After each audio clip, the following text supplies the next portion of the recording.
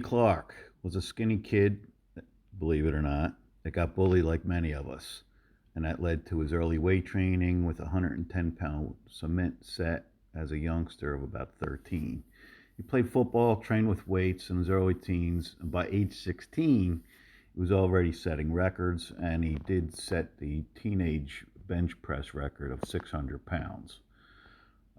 He also totaled 1280 at that first meet, which is pretty good. His early life was tough as he had an abusive father that he could never seem to please, led to depression and actually a few failed suicide attempts. Thank God they were failed. Fortunately, he found God early in his life and it changed his trajectory for the positive. He found the Lord at a J Streck crusade and said he was excited to learn that Jesus loved him unconditionally, unlike his father, and that trials in life were meant for you to learn from, not as a punishment. To quote Anthony, once I accepted the Lord as my Savior and put Him first, that put everything in my life into order. I began to develop self respect and I discovered my God given talents and used them to my benefit and others. I am an instrument to the Lord and I always want to make an impact. Anthony wore shirts with the motto, Power comes from God, and it wasn't just a saying on his shirt to him. It applied to every aspect of his life. And like Bob Zuver Sr., Chuck Sipes, Paul Anderson, and some others, he had a heart for youth and wanted to get them on the right track in life in both the physical and spiritual realms. In his 20s, he became a counselor at the Houston Juvenile Detention Center. There, he gave positive thinking seminars, encouraging the kids to work on bettering themselves and helping others as he constantly did. His positive demeanor and attitude led to him becoming a spokesman for Powerhouse Gym as well as some other supplements and some other products. He was a great all around lifter, had a huge total as a super heavy, and he was especially known for huge squats and huge reverse grip benches. And he could do those with considerably more than his conventional bench, which was still awesome. You will notice his relatively close grip on conventional pressing, as he had huge triceps and huge shoulders. Uh, and this was one of the reasons that he loved the reverse grip benching. He did admit to using some anabolics, but it was not heavy or of long duration, and he regretted it, said all it really did was up his blood pressure.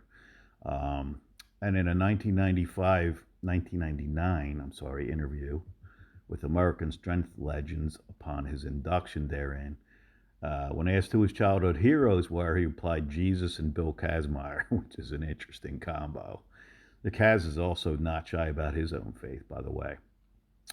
Anthony had a horrible accident in the 80s at a Texas Grand Meet where, on a second squat attempt, he was trying to uh, squat 992. When he walked out, it felt uncomfortable somehow, and he tried to walk back in where he missed a rack, and down went him, the 992, and the rack, and it pinned his head briefly between the bar and the rack, knocking him out momentarily.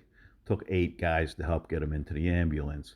Turned out to be he had no major injuries, and he actually came back to that meet later, obviously not to compete. Um, but this held him back from squatting for a while, but eventually he got back to it, as in the 90s he was squatting over 1,000 at meets on several occasions, as we'll discuss. Um, his reverse bench dominance started at 792, which was a record for a reverse grip bench at that time. His biggest total at the WPA Worlds first came in 93, which was a 10:15 squat, 7 1/4 bench, 720 deadlift for 2460. And then September of 93, he upped his reverse bench to 735.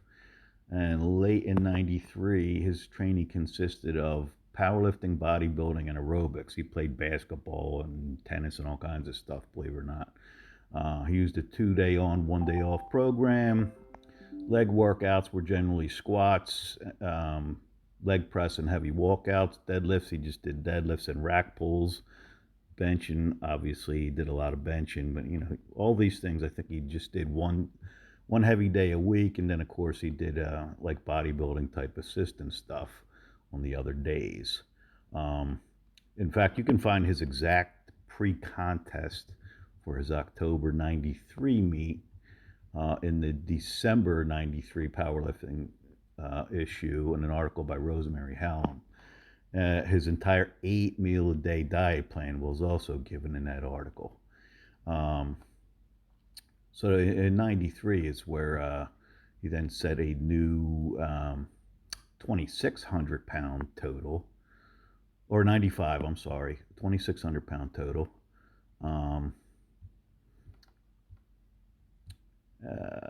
and back in '91, he actually went head to head against Ted Arcidi in a bench contest there, which actually Ted won.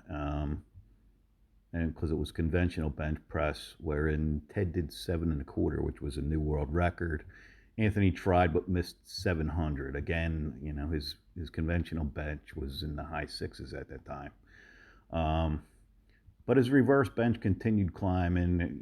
He hit 750 and then 770. Ultimately, he hit 800, but that was later turned down for some kind of technicality or something. And the IPF decided to make a rule change where you couldn't do that anymore in meets, which Anthony thought was unfair. In December of '95 is where he set the new 2,600 total, and that consisted of 1,100 pound squat, 770 bench, and 730 deadlift. Of course, this was equipped. Double ply suits, I believe he used. Though he was capable of picking up a truck from the back and walking with it, and wanted to be the world's strongest man, called himself that in the late '90s. He didn't really do that much in the competitive strongman realm, except he once pushed a 6,000 pound elephant in a wheelbarrow in I believe it was a Japanese strongman show.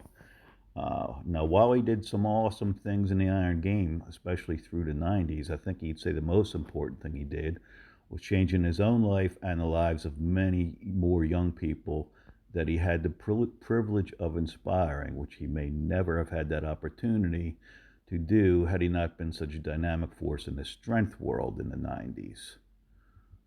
Unfortunately, he left us in 2005, succumbing to congestive heart failure and related kidney problems. Carrying around all that mass apparently proved to be his undoing. But we're all better off for his having been around and living an exemplary life. I can't wait to meet him in heaven someday. I hope you will too.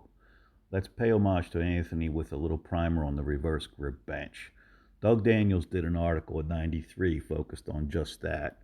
And incidentally, back in those days, you'll remember the Barbarian Brothers. They were also doing some big reverse bench presses at seminars and stuff like that.